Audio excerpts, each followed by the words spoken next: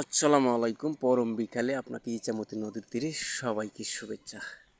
ইছামতি নদীতে এসে আসলে দেখলাম যে নদীর পানি তেমন নেই, তবে তারপরও দৃশ্যগুলো সৌন্দর্যগুলো কমে নেই।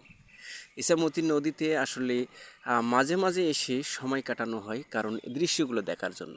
এই দৃশ্যগুলো আল্লাহ দেওয়া সৃষ্টি যে এত সুন্দর হতে পারে নিজের চোখে না দেখলে কখনো বোঝা যায় না। আসলে আল্লাহ এমনভাবে সৃষ্টি করছে, এই পৃথিবীতে দ্বিতীয় কোনো ব্যক্তি বা দ্বিতীয় কোনো জিনিস বা দ্বিতীয় কোনো কেউ এইরকমভাবে নির্ঝাস পরিবেশ এবং অর্গানিক পরিবেশ এরকম সৌন্দর্য কখনো তৈরি করা মতন সম্ভব না।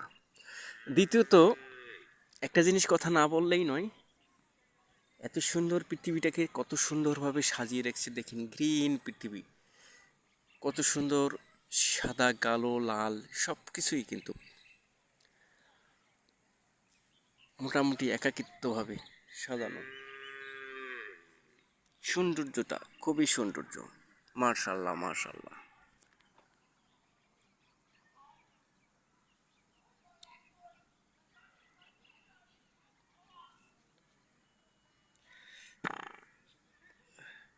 ওই